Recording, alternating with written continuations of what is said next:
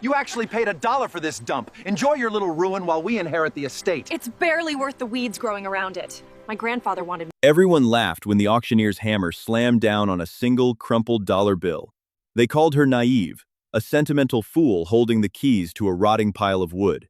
But the laughter died the day she tore up the floorboards and found out who the real fools were.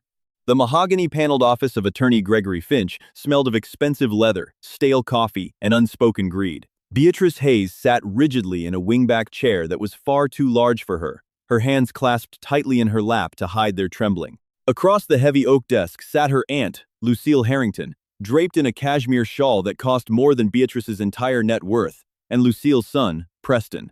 Preston was busy checking his designer watch, his mouth twisted into a permanent, arrogant smirk. They were here for the final reading of Arthur Pendleton's will. Arthur was Beatrice's grandfather, a man she had spent the last 5 years feeding, bathing, and reading to, while his mind slowly surrendered to age. Lucille and Preston had not visited him once in those 5 years. Yet, as Attorney Finch cleared his throat and adjusted his spectacles, the cruel reality of the law was about to be laid bare. To my daughter, Lucille, and my grandson, Preston, Finch read, his voice monotone, I leave the entirety of the Pendleton estate, including the main manor house in Newport, all liquid assets, and the controlling shares in Pendleton Manufacturing. Lucille let out a heavy theatrical sigh of relief, pressing a manicured hand to her chest. Preston actually chuckled, a low guttural sound of pure triumph. Beatrice felt the blood drain from her face. It wasn't about the money. She hadn't cared for her grandfather, expecting a massive payout. But Arthur had promised her that she would be taken care of, that her sacrifices wouldn't leave her destitute. She had quit her job as a historical archivist to be his full-time caretaker. Now, she had exactly $412 in her checking account and nowhere to live. And to my granddaughter, Beatrice? Finch continued, peering over his glasses. The room went dead silent. I offer a choice. She may walk away from this table with nothing, honoring the independence she so fiercely protects. Or she may purchase the property known as the East Groundskeeper's Cottage, encompassing the quarter-acre of land it sits upon, for the sum of exactly $1 United States dollar. Preston burst into outright laughter. The cottage? That rotting pile of stone on the edge of the woods? The roof caved in a decade ago. It's a liability, not an asset. It is a legal transfer of deed, contingent on a nominal transaction, Finch explained coldly. Does she accept? Lucille leaned forward, her eyes glittering with malice. Oh, let her have it, Greg. It's fitting. She always did like playing in the dirt. It's practically a favor to us, saves Preston the demolition costs. Beatrice stared at the polished wood of the desk. The humiliation burned in her chest, hot and suffocating. They were mocking her grandfather's memory, mocking the years she had given him. But the cottage was on the estate. It was where she and Arthur used to plant hydrangeas when she was a little girl. It was a piece of him. With shaking hands, Beatrice reached into her worn canvas tote bag. She pulled out a battered leather wallet, unzipped the coin compartment, and extracted a single, crumpled $1 bill. She smoothed it out on her knee, then leaned forward and placed it deliberately in the center of the lawyer's desk. George Washington stared up at the ceiling. I'll take it, Beatrice whispered, her voice cracking before she cleared her throat and spoke louder. I will buy the cottage. Preston sneered, standing up and buttoning his bespoke suit jacket. Enjoy the black mold, B. Just stay on your side of the property line. I'm bringing developers in next week to survey the manor, and I don't want you scaring them off. 2 days later, Beatrice stood before her new home. Calling it a home was a generous stretch of the English language. The East Groundskeeper's Cottage was a disaster. Built in the 1920s from local fieldstone, it was once a charming Tudor-style outbuilding. Now, ivy had strangled the masonry, tearing deep fissures into the mortar. Half of the slate roof had collapsed inward, exposing the interior to the harsh New England elements.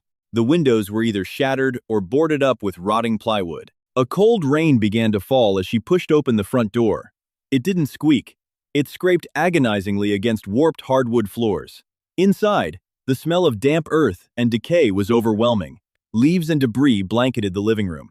Her grand inheritance was a literal ruin. She set her single suitcase down on a dry patch of floor near the grand stone fireplace. She had no electricity, no running water, and only a camp stove to cook on. As the sun set, plunging the cottage into near-total darkness, Beatrice huddled in her sleeping bag, listening to the wind howl through the gaps in the roof.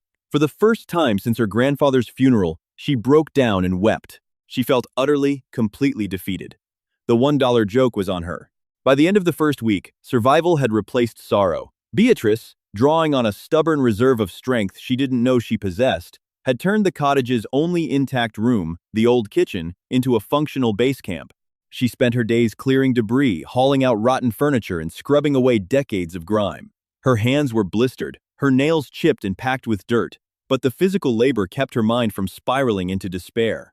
It was on a Tuesday afternoon that the sleek, black Range Rover pulled up to the overgrown dirt path leading to the cottage. Preston stepped out, meticulously avoiding a mud puddle in his Italian leather loafers. He looked at Beatrice, who was currently wielding a heavy crowbar, trying to pry up a section of water-damaged floorboards near the kitchen pantry. "Still playing Pioneer, I see," Preston called out, his voice dripping with condescension. He stepped into the doorway, refusing to enter further. "I'll make this quick, Beatrice. The developers from Sterling Oaks Construction are drawing up the new blueprints for the estate. They want to put the main gated entrance right through this eyesore." "It's not an eyesore, Preston," Beatrice said, leaning on the crowbar and wiping a streak of soot from her forehead. "It's my property. You sold it to me, remember?"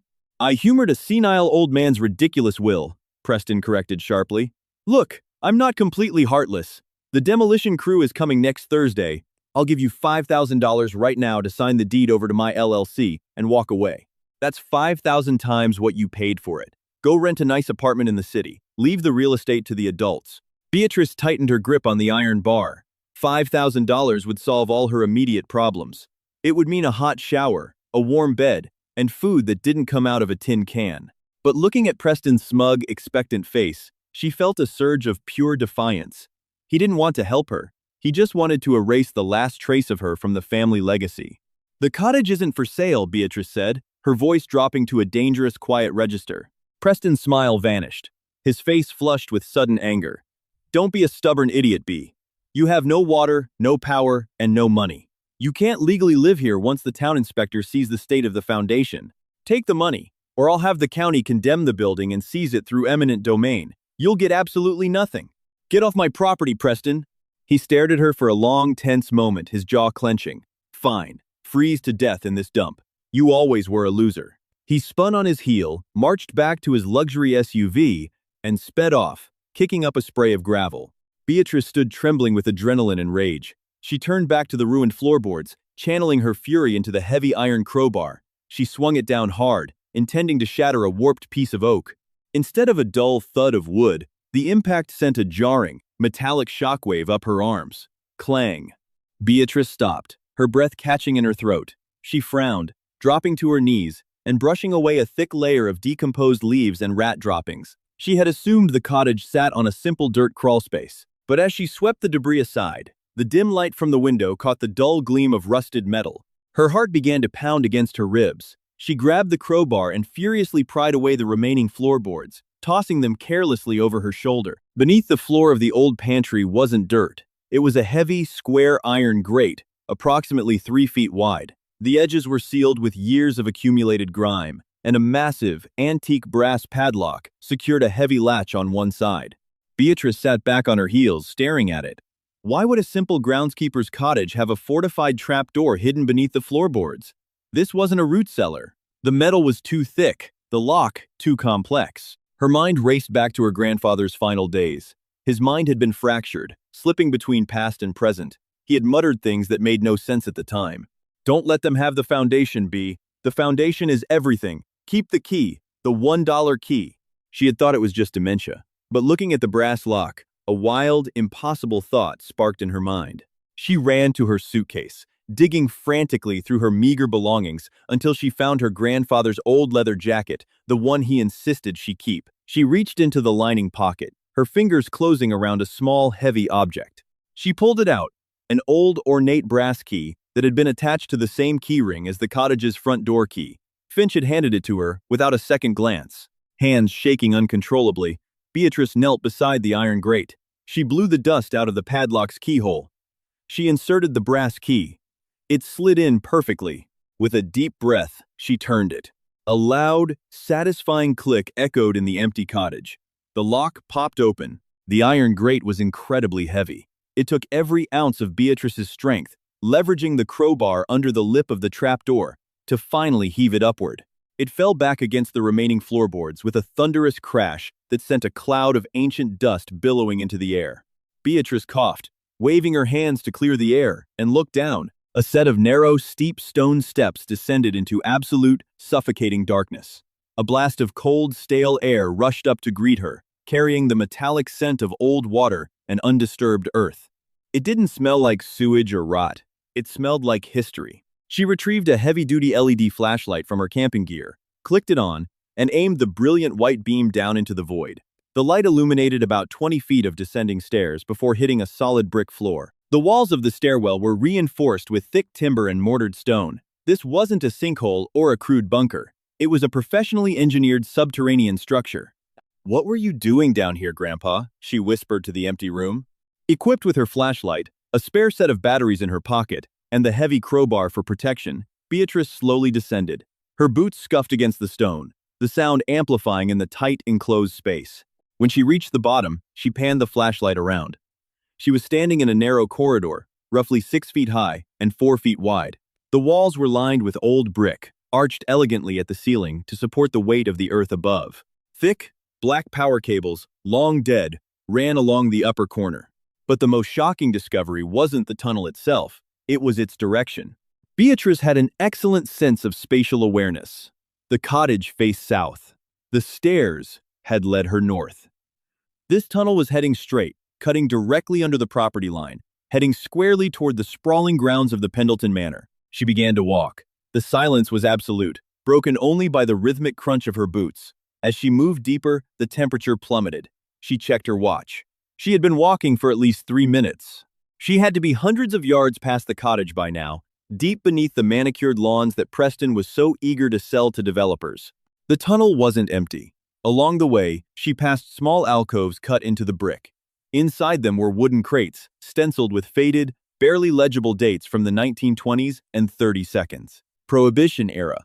Her grandfather had always joked that his father, Beatrice's great-grandfather, had made his real fortune running rum from the Canadian border down to Rhode Island, but the family had always dismissed it as tall tales to entertain a child. Suddenly, the beam of her flashlight caught something reflective in the distance. Beatrice picked up her pace.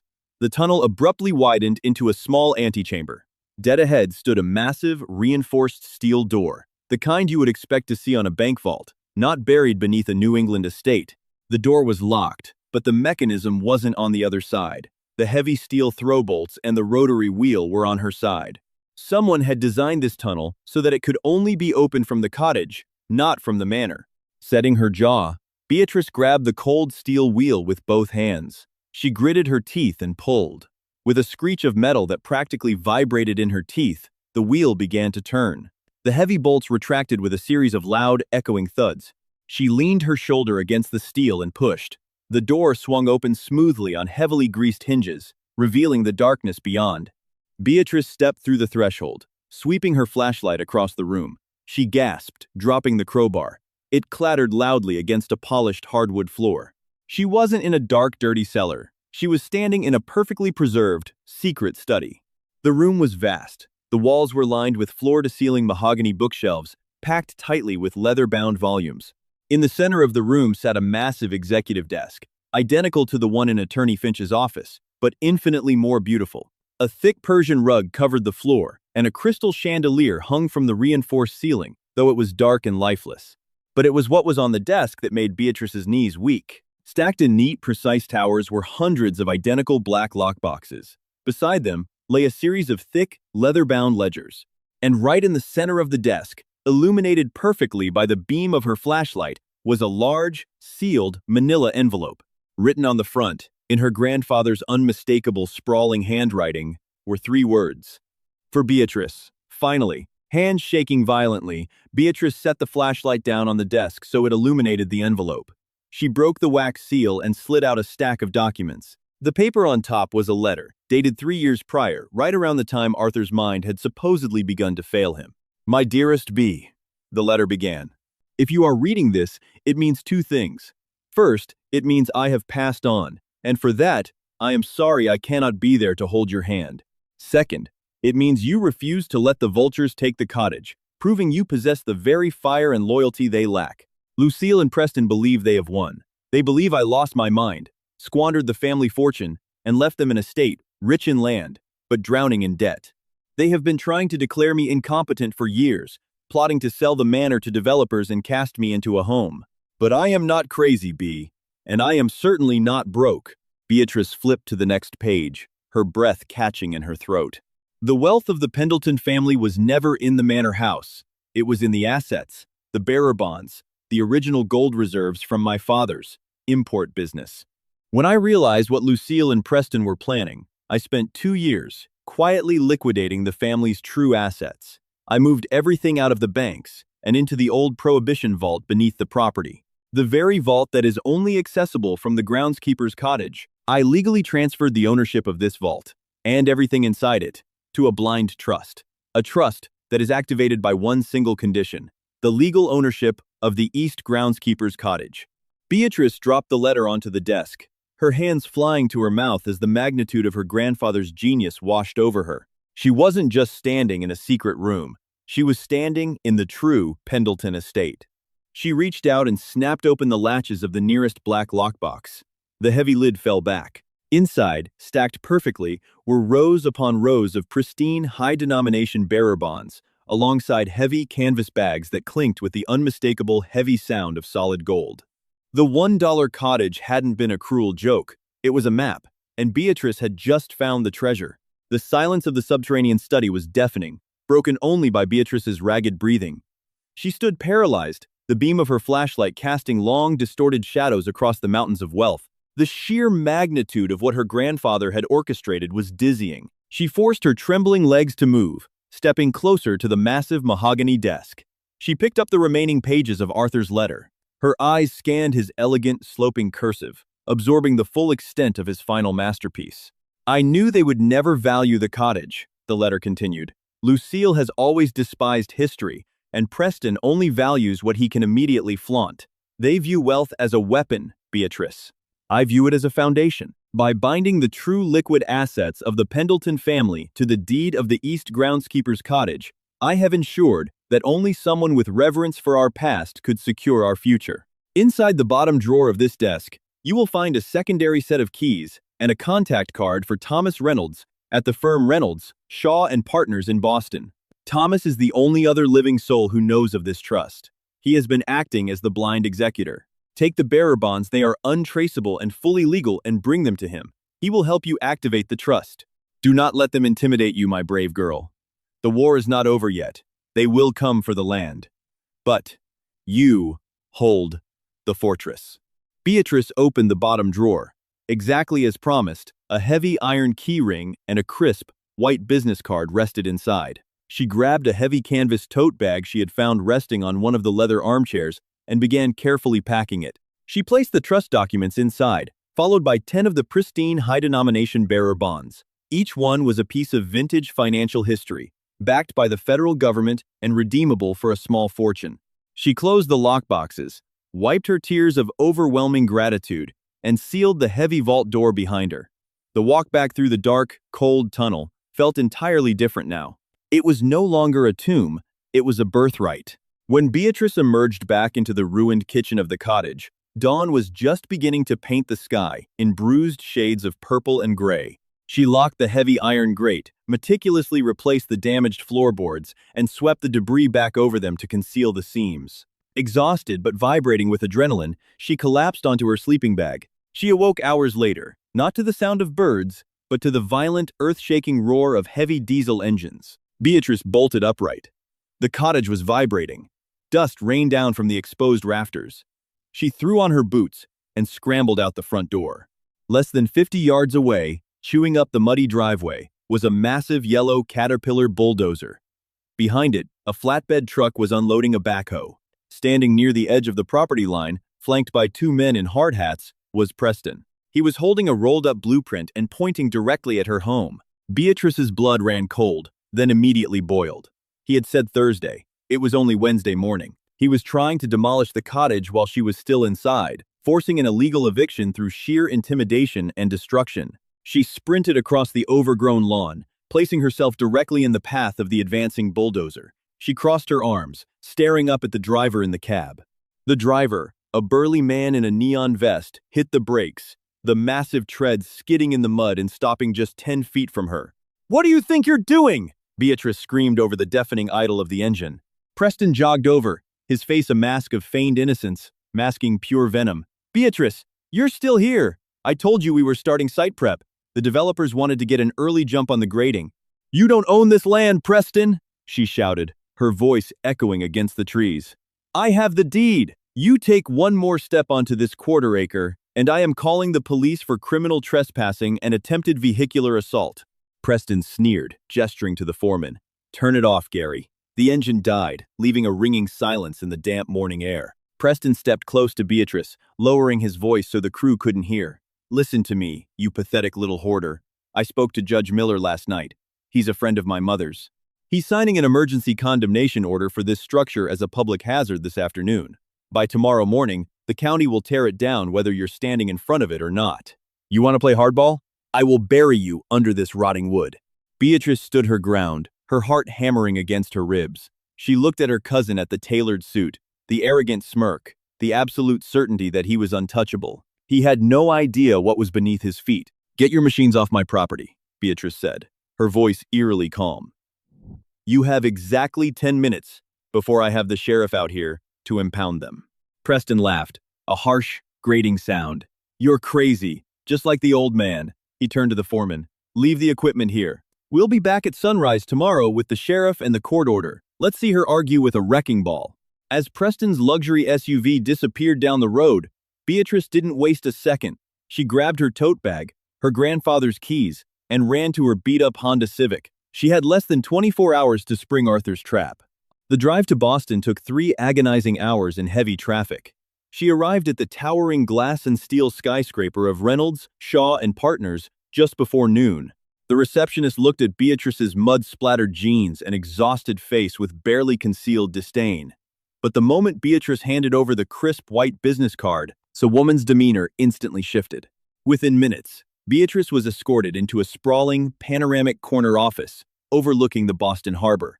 Thomas Reynolds, a distinguished man in his late 60s, with silver hair and sharp, intelligent eyes, stood up from behind his desk. "Miss Hayes," Reynolds said softly, a warm, knowing smile spreading across his face. "I have been waiting for you for 3 years." Beatrice unzipped her tote bag and placed the thick stack of bearer bonds and her grandfather's handwritten letter on his polished glass desk. "Preston is bringing a wrecking ball to the cottage tomorrow morning. He claims he has an emergency condemnation order from a judge." Reynolds adjusted his glasses, examining the bonds with expert precision. "Ah, Arthur was right. They are moving fast, but they are moving blindly." He walked over to a secure filing cabinet, spun a complex combination dial, and withdrew a thick, leather-bound portfolio. "Your grandfather, Beatrice, was a financial savant," Reynolds explained, spreading the documents across the desk. He knew exactly what Lucille and Preston were after, the prestige of the manor and the corporate shares. What they didn't know is that over the last decade of his life, Arthur quietly leveraged everything. Beatrice frowned, trying to follow the legal jargon. "Leveraged? You mean he borrowed against it?" "He took out a $40 million mortgage against the Newport Manor, the corporate holdings, and the surrounding estate," Reynolds said, his eyes gleaming with professional admiration. "He used that $40 million to purchase the untraceable gold and bearer bonds you found in the vault, which he safely transferred into the blind trust attached to your cottage." The realization hit Beatrice like a physical blow. The breath left her lungs. Wait, so if the wealth is in the trust, what did Lucille and Preston inherit? Reynolds smiled, a sharp, predatory grin of a lawyer about to spring an inescapable trap. "They inherited the debt, Beatrice. Arthur intentionally defaulted on the loan payments 6 months before he passed. The grace period expired yesterday. Morgan Stanley is initiating a full asset seizure and foreclosure on the manor as we speak. Preston and Lucille don't own a multi-million-dollar estate. They own $40 million of immediately callable debt. They are, for all legal intents and purposes, completely bankrupt." Beatrice stared at the documents, her mind racing. But the cottage? The quarter acre containing the cottage was legally subdivided and severed from the main estate 30 years ago. It is debt-free. And because you are the legal owner of the cottage, you are now the sole beneficiary of the Pendleton Heritage Trust. Which means, Miss Hayes, you currently have roughly $85 million in liquid assets at your immediate disposal. Beatrice sat down heavily in one of the plush leather chairs. The $1 cottage. The mockery. The cruel laughter in Gregory Finch's office. It had all been an elaborate, perfectly executed illusion. So, Reynolds said, picking up his desk phone, I suggest we take a trip to Newport. I have a federal judge on speed dial who will gladly issue a permanent injunction against any local condemnation order. Shall we go save your house, Beatrice? The morning air was thick with mist and the sharp scent of damp pine. At exactly 7 a.m., the roar of the diesel engines returned to the East groundskeeper's cottage. Beatrice stood on the small, rotting porch, a steaming cup of coffee in her hands. Beside her stood Thomas Reynolds, impeccably dressed in a charcoal bespoke suit, holding a sleek leather briefcase. Preston's Range Rover tore down the dirt path, followed closely by a Newport County Sheriff's cruiser. Preston leaped out of his car before it was even fully in park. He was holding a crisp legal document, his face flushed with triumphant glee. Lucille stepped out of the passenger side, wearing oversized sunglasses and a fur-trimmed coat, ready to watch the spectacle. "Time's up, B," Preston shouted over the idling backhoe. He marched toward the porch, flanked by a hesitant-looking sheriff. "I have a signed condemnation order from Judge Miller. This structure is officially a hazard, and you are officially trespassing. Sheriff, remove her." The sheriff placed a hand on his belt, stepping forward awkwardly. "Ma'am, I'm going to have to ask you to vacate the premises. We don't want any trouble." Before Beatrice could speak, Thomas Reynolds stepped smoothly to the edge of the porch. "Sheriff, my name is Thomas Reynolds, senior partner at Reynolds, Shaw, and Partners. I would strongly advise you not to lay a hand on my client, nor allow that machinery to move another inch." Preston scoffed. "Who is this guy, B? You hired a strip mall lawyer with your waitress tips? The order is signed. Tear it down." Reynolds opened his briefcase and produced a thick stack of documents stamped with federal seals. He handed the first page directly to the sheriff. "What you are holding, officer, is a federal emergency injunction overturning the local county order. Furthermore, this is a property survey confirming that the land this cottage sits on is legally protected under a historical preservation trust." The sheriff read the paper, his eyes widening. He immediately stepped back, holding up a hand to the bulldozer driver to kill the engine. "Mr. Pendleton, this is a federal injunction. My hands are tied. You need to back off." Preston's face twisted in rage. He snatched the paper from the sheriff's hands, his eyes scanning the legal jargon. "This is fake. This is a delay tactic. You don't have the money to fight me in court, Beatrice. I own the estate. I have millions." "Actually, Preston," Reynolds interrupted, his voice dropping into a register of icy authority, "you don't own anything." Lucille lowered her sunglasses, glaring at the lawyer. "Excuse me? Who do you think you are talking to?" "I am talking to the soon-to-be former occupants of the Pendleton Manor," Reynolds stated calmly. He pulled another set of documents from his briefcase, thick, red-stamped foreclosure notices. "As the executor of Arthur Pendleton's secondary affairs, I am here to inform you that Morgan Stanley has officially called in the $40 million collateralized loan your father took out against the estate. Because you accepted the inheritance under Attorney Finch's guidance, without conducting a proper probate audit, you assumed the entirety of that debt." Preston froze. The color drained completely from his face, leaving him looking sickly and pale. "Debt? What debt? The estate is paid off. My grandfather was wealthy." "Your grandfather was brilliant," Beatrice finally spoke, stepping down off the porch. She walked slowly toward Preston, the memory of his cruelty fueling every step. "He knew you were circling him like vultures. He knew you were waiting for him to die, so you could pave over his legacy and sell it to the highest bidder. So, he took all the real wealth, hid it, and left you the empty, mortgaged shell." "You're lying!" Lucille shrieked, clutching her designer handbag as if it were a life preserver. "Gregory Finch would have told us." "Finch didn't know," Reynolds countered. "Arthur kept this completely compartmentalized. The foreclosure proceedings were filed at 8 a.m. this morning. The bank has already frozen the corporate assets and your personal accounts pending seizure of the manor. You are currently trespassing on bank-owned property." Preston looked physically ill. He stumbled back, looking wildly between Beatrice, the sheriff, and the heavy machinery he suddenly couldn't afford to pay for. No, this can't happen. The developers, the contracts. I'll be ruined." "You already are," Beatrice said, her voice devoid of sympathy. "Wait," Preston gasped, a desperate, manic light entering his eyes. He pointed a shaking finger at Beatrice. If the money isn't in the estate, where is it? Where did the 40 million go? Beatrice looked down at the mud beneath their feet. She thought of the cold, dark tunnel, the vault door, and the meticulously stacked gold. She looked back at Preston, offering him the same cold, pitying smile he had given her in the lawyer's office just a week prior. It went to the person who bought the cottage, Beatrice said softly. The $1 joke.